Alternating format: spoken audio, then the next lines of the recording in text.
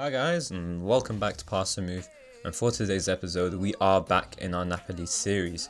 We're facing off against Fiorentina just as promised. 5 games into the season, we are in 5th place, but some of the teams have played their games in hand.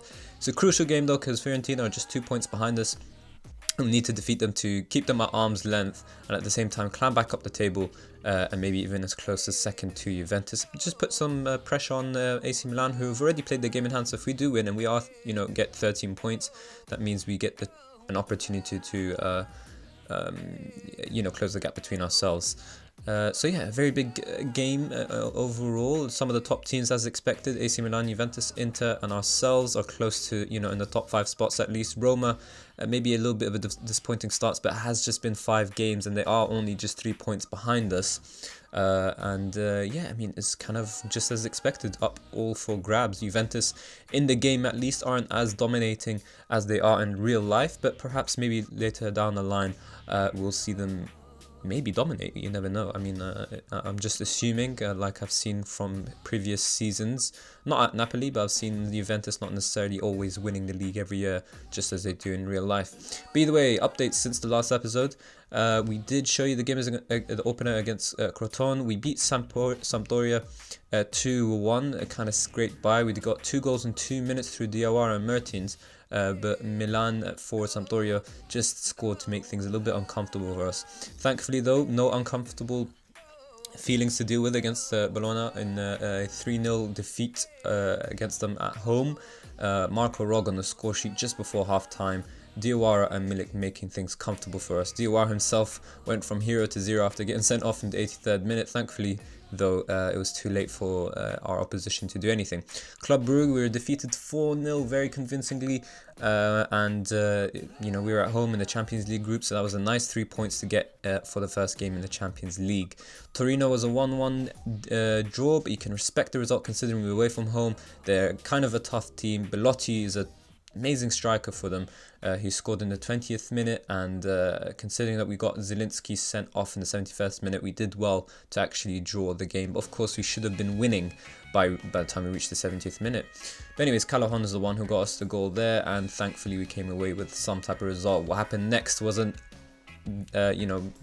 not acceptable result. At home, we lost 1-0 to Cagliari, and apparently that kind of really pissed off some fans. It's still early, but yeah, according to the newspapers or media, whatever, I face an inquest due to that result. So that's how bad that was. And they really shocked us, scoring in the 39th minute, and we couldn't recover. Milik as well missing a penalty, as you can see here, just before Paolo punished us on a set piece. It's a story of what could have been. If Milik had scored his goal, we would have been 1-0 up and probably went on to cruise through the rest of the game. But he missed, Paolo scored, and that was the end of that, and we lost 3 important points considering we could have been top. And should we have defeated Fiorentina, we could have been top afterwards as well. But anyways, that's the game that we'll be showing you for today. I think we can kind of already kick off. We are still with a 4-2-3-1 formation. Koulibaly has picked up a little bit of a knock, so bring on Raul Albiol. There's some players missing. Tonelli still out for a while, and unfortunately Vlad has also picked out an injury that makes him out for longer than Tonelli.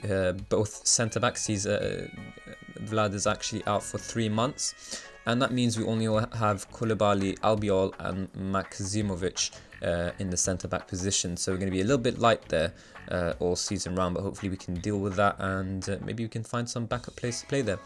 So this is the team we're going with today. I think we have some general updates. I'm actually going to switch to retained possession. So what we did is, this is the tactical instructions we had already discussed before, but I don't want retained possession. I actually want my team to work the ball into the box. I'm still kind of juggling between either one. I'm trying to see which one's good for the squad. Basically what I'm looking for is a way of trying to play a bit more sensibly with the ball. When you play with inside forwards and a complete forward, they take a lot of risks, they take a lot of silly shots, and even with box-to-box midfielders, or even ball-winning midfielders for that matter, they do take long-range shots that are kind of stupid. So I'm trying to see which one works better for me. Do I want a work ball into the box, or is retain possession meaning that I'll be holding onto the ball too much, like overplaying the play basically. I do want my players to experiment, but I don't want them to be silly with the ball either, so I'm trying to find the middle ground. I don't think I'm that much of a fan of retained possession, so we'll try work ball into the boxes today and see how that goes on. And that's kind of it. I think we can kick off now. Hamsik is back for us after his injury. He's not necessarily fit, but Marco Rog not in the best of form necessarily, so hopefully we can hopefully Hamsik can deal with his injury and get back to full fitness really quickly and put in a good performance today. Players are warming up though. Favourites for today's game, as you would expect. And yeah, we're looking to qualify for Champions League, which means we have to be in third minimum, and even in third just gets us playoff spot, doesn't get us straight into group stages. So we need to try and get into second for that matter. But yeah, they're playing an interesting formation, a more defensive variation of ours. 4-2-3-1 means that we can't counter them. When you tend to play with this 4-2-3-1, you can easily get countered, and you can get these little spaces here exposed. They can get this space here exposed just as much because we're playing central midfielders, but because they're playing two defensive midfielders, they kind of have a back six, so to speak, so it's going to be very tough to counter against them. I actually forgot to man mark their attacking midfielder. Let's hope they didn't do the same to us, so that Hamsik can have a good game. This is what I like about playing with a defensive midfielder in your team. You just don't have to worry about any other attacking midfielders. But anyways, okay, so away from home, a draw would be respectable, but we definitely need the 3 points if we want to continue our title challenge. Not necessarily favourites according to Team Talk at least, but the odds are in our favour, so let's do that. I think there's some tactical tweaks need to make ahead of the game as well. Alan's not playing, so we don't want Diawara as a box-to-box midfielder. We actually want him as a ball-winning midfielder, which means we can take off the closing down more instruction. And actually, I want to test something. So if we could have a look. This is his mentality now, and his closing downs like that. I think closing down more doesn't actually affect him at all. No, it does. Never mind. Alright, so let's get rid of closing down more instruction. I don't want him to close that much and then get drawn out of position. That messes things up for us even more. I think everyone's comfortable now. We kind of get everyone set up well. Alright, there you go. I think we can finally kick off and hopefully grab a very crucial and important 3 wins. A little handshake there, but there's nothing friendly about this game. And I think we can just skip this little bit of an intro. Okay, so Fiorentina in their, famous colours of purple. And I guess a streak of white if you want to say that. It's actually Italian teams really have some very interesting colours within their, their league. So if you want to say, I think when you come to the Premier League, it's kind of standard colours, but you get a lot of maroon and purple, violet colors, that kind of stuff in the Serie A. It makes it very interesting, unique teams, unique clubs, unlike in probably the English league, for example. Anyways, 30 minutes past, we haven't got a single highlight, so we may have to try and get control of this game a little bit more. So we'll switch into a control, push up some players, and hopefully that will make amends. Work the ball into box seems to work for our players. We're holding on to possession much more, and we've had 5 shots and 4 of them on target, so that's a good sort of, it's not really conversion, but a good shot accuracy, I suppose. Created 1 half chance, but we, like I said, no highlights, so it looks like there's nothing serious of note, but we are going to get an opportunity here. Callejon plays a safe ball back to our centre-back, Maksimovic. He finds Diawara, ball-winning midfielder, is already on a yellow, so that's going to be concerned. Zielinski, deep-lying playmaker. Is he going to find a through pass? No, plays it safe to Hamsik. Hamsik finds Diawara. It's about 3 players trying to run through free, and we're not finding any of them. But Milik has found El Sayed, and he puts a decent ball, but instead it's going to be Fiorentina who are going to counter. And can we deal with this threat here? We look threatening, but suddenly Fiorentina looked more threatening. But Maksimovic has dealt with that. Callejon, the winger, is on the ball. Diawara once more. What can you do here? Don't do anything stupid, please. Play it safely. There you go. Hamsik. A little bit too deep for my liking for an advanced playmaker. Plays a really good ball through to Callejon though. And is he going to pass? Is he going to go for shot? Decent cut back, but just not good enough. And Teo, I think it is, actually has the ball. finds his striker, and once more Fiorentina on the attack. Can we deal with the threat? Instead we're letting Tio run around us, and he's had one hell of a shot. I think Pepe Reina could do a little bit better there. We'll get a chance on the replay, but that should not be happening at all. And plenty of players to deal with this threat here. He's outnumbered, he's got 4 players surrounding him, he's gone completely past Mark Kizovic or whatever you want to call him. Reina, I don't know, this angle looks bad, but that does not look good for him at all. His rating hasn't dropped at all, but yeah, I mean, you'd expect this sort of instruction from from one of your coaches after that type of shot. That's disappointing though, to concede before half-time, and it looks like we're not going to score. Yep, we haven't, so looks like a telling off is on the cards here, so let's try and ramp up the players. They're fired up at least, so that's a good sign, but unless it's converted into a goal, it doesn't matter how fired up they are. I wouldn't say Fiorentina have looked the better side at all, but they have a chance to make me eat my words here. Nope, Diawara's dealt with the threat. Well, halfway, he's cleared it now. Apparently Milik is looking to get attached to it, but Sanchez is there to kill off any dreams of a nice little counter. Win the ball back again, and Hamsik once more gets another chance to do something. He fails to find Callejon, who's marked well by Oliveira. Story on the ball for his team. Teo once more, what can he do to us? Shut him down relatively well, and Maximovic makes sure he doesn't make the same mistake. But we are the ones looking poor on the counter. Thankfully it looks like Milan's going to be sent off. That was a poor 2-footed challenge, and we may be, yep, we are man up, and there you go. They've had to get rid of one of their defensive midfielders, and they've made amends immediately, but they are man down. So we need to capitalize on this, but it's going to be a bit tough against a team who are likely to hold on to their lives. Decent ball from Roland. He has another opportunity to put in a better one. Takes his man on, then plays it into Mertens. Hamsik on the ball. Back to Mertens, and yes, we immediately score after going a man up. And that is 1-1, and we need another opportunity to turn that into 2-1. But so far, we're doing okay. Not as bad as the early goal suggested. It wasn't even that early, actually, to be fair. But that was one hell of a shot from Mertens, and that's what you want from your inside forward. That finesse shot into the top corner from the flank that they're playing in, and we need to capitalize on this goal and hopefully go for more. Fiorentina are not settling for a draw though, and they have come out of their shell a bit by the looks of things. Still playing 2 defensive midfielders though and 2 strikers, so they look to be trying to hit us on the counter, and looks like maybe they'll do that once more. Babacar through, and Pepe Reina does well to save that. Don't know why I struggle saying that. So this is what I want to show you about the 4-2-3-1, which I don't like. So a lot of people think you can do the standard thing with the midfield, which is play 1 defensive duty, 1 support duty, 1 attacking duty, and get away with it. But the 4-2-3-1 is a different type of formation because you're playing really high wingers up, and the likelihood is that your fullbacks are playing quite high up as well. So what that often means is that you're left with a block of 4 players who are supposed to defend for you. And that's not the 2 fullbacks, and that's not the wingers. They're going to hardly come back for the defense. Same can be said about the attacking midfield and the striker. It's such an attacking formation to the degree that you can't really get away with this type of combination. I think what I found best is actually to play a central midfield on defend duty and a deep lying playmaker on support duty, and that way you never really get countered. But unfortunately, we don't have necessarily the players for that now. I think I'll have a look after the.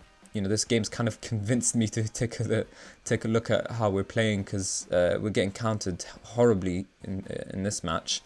So we may need to reconsider our roles, because I thought we could get away with it this season, but by the looks of it, we really can't. So we might have to change things up and see who can play as a central midfielder on defense and who can play as a deep lying playmaker on support. The reason why you have to play that combo is both those players. Their duties are perfect for the team, and at the same time both of them hold onto their position. The central midfielder on defender will hold onto position just likely as the deep line playmaker on support would. So that's perfect. You need to have 2 holding midfielders, you got your 2 centre backs, and that kind of makes up your new back 4 when everyone else is up there attacking. But yeah, I think we can get back to the game now. It's just a bit of instruction to explain to you guys. If you have tried and experimented with 4-2-3-1s and you found them not to be working for your team, that's kind of the reason why.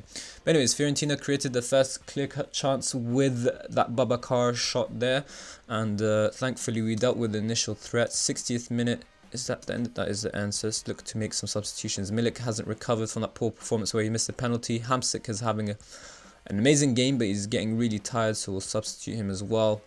And we'll save the other substitutions for later. I think the likelihood is that we'll take off Diawara. I think Allen's on the bench. He should be.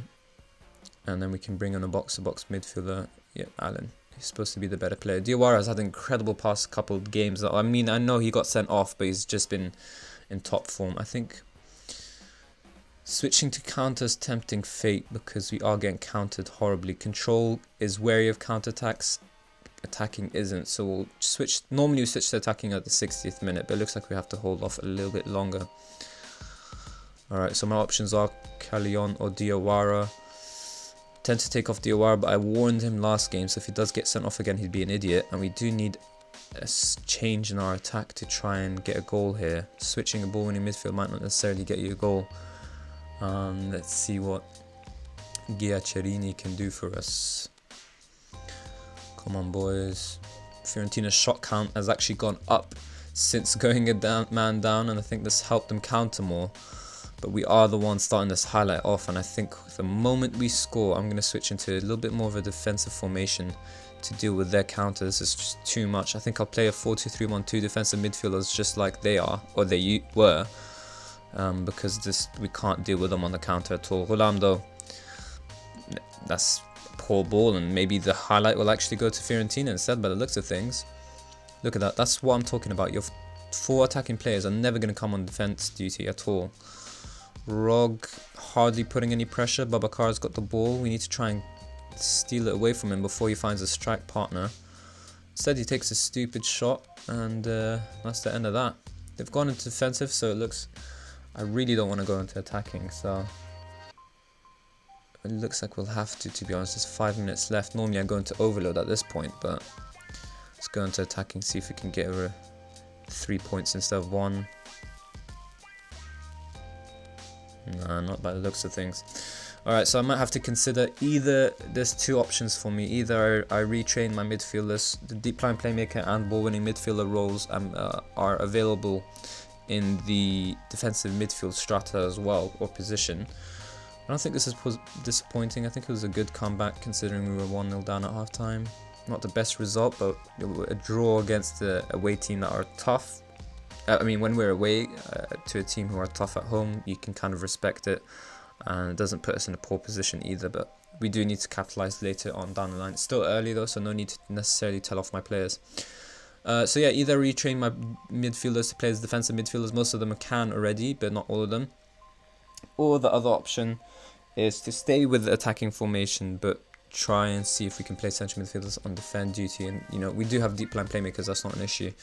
In fact, the deep line playmaker support role will actually suit Zielinski more because he has no marking or positioning, rather. I think it was not Nicola, sorry. Where is he? Let's do that. Let's do that. Yeah, he has no positioning or even marking for that matter, so he's really poor as a defensive-minded deep line playmaker. He's actually an advanced playmaker, and we're forcing him to be a deep line playmaker, which he can do, but he's better off on the support duty where his off-the-ball and long shots are more crucial than his positioning. So yeah, let's actually have a look. So there's Diawara, already ready to be a defensive midfielder. Zielinski, I think, is the one who's going to have to be completely retrained. Allen should be the defensive midfielder as well. Very capable as a ball-winning midfielder without doubt. And who does that leave us with? Jorginho, who's also capable as a deep line playmaker. So I might actually just do that so that we don't get counted anymore. Because today was just a horrible example of that. And maybe that would make more sense than actually Diawara and Allen are likely to be able to play as central midfielders on defend duty. They are capable by the looks of it. Diawara is at least. His heading could do some work. But everything else was kind of standard. It's not his best, but it's decent enough. For some reason, all his attributes are dropping. Zielinski would be better as a central midfielder on support. Deep line playmaker on support. We already mentioned that. Jorginho is going to be the other deep line playmaker. Is he good on support? Yeah, he's okay on support. Where is it again? Allen, I'm not sure about central midfielder on defend, to be honest. Okay, he can as well. It's just about heading. So there you go. There's 2 options there. So I think what I'll do is I'll actually retrain. Let's leave this formation on attacking, but actually do that and deep line playmaker and ball winning midfielder here on support. And that way we can, use this formation on occasion. I think actually I'll have to play the deep line playmaker on support, because when you're playing 2 defensive midfielders, you don't have to necessarily play any defending duty, because you're already playing defensive midfielders, so you kind of have to make up for this space here. But yeah, that's so then my players can get used to that formation. I think they're already used to the 4-2-3-1. Yeah, it's fluid here. So it's the defensive 4-2-3-1 is the one that needed some work on. And then yeah, maybe this one, for example, we can do central midfielder on defend and deep line playmaker on support here, and that way we have kind of alternatives rather than just changing all 3 formations or roles or whatever. But anyways, that's kind of it for today. In terms of when we'll be back, like we always mention, see, we've hit a bit of a rough patch in the Serie A, so we need to kind of, even if we lose in the Champions League, that's not a big deal, so long as we can recover in the Serie A. PSG though away, always going to be tough. Hopefully we can do well there. I was tempted to show you that for today's game as well as Fiorentina, but I feel like, just like I mentioned, up until we meet expectations, which is get out of the group stage, then it doesn't really make sense. I actually forgot that we didn't show you the Champions League group. So it's Dynamo Kiev, PSG and Club Brugge, who are our opposition in the Champions League. We should qualify, since there's 2 spots for the Champions League, obviously, so it should be ourselves and PSG. We dispose of Club Brugge, but I'd say that's a bit of a lucky result. It would be unlikely to be repeated, but if we can defeat Dynamo Kiev and kind of just get draws or maybe a lucky win against PSG, then we should qualify relatively easy. PSG lost their first game, of course, which was against Dynamo Kiev, so we do have to keep an eye on this team here, the Ukrainian team. But yeah, I think in terms of when will be the next crucial game, alright, so Udinese and Lazio will be tough games. Inter will definitely be tough. Maybe we can show you the Atlanta game, because there are actual rivals. I think Juventus were our rivals as well, and Roma. So Roma aren't anytime soon, but we can show you the Atlanta game. They're unlikely to be that much in terms of where the position is. Hopefully we're better by then, but if, we have to be careful not to drop as low as 15th. But yeah, I mean, by the time we're there, hopefully we're in a much better position. It's going to be a tough game against Inter. All 3 games now are going to be tough. We should have been winning these games here, so that when we face these teams, we'd be okay. But again, football's a funny game. You never know when you're going to win and when you're going to lose. But anyways, that's all for today's episode. So if you did enjoy it, then of course, please do hit the like button and subscribe for more daily Football Manager 2017 content. And as always, guys, thank you all very much for watching.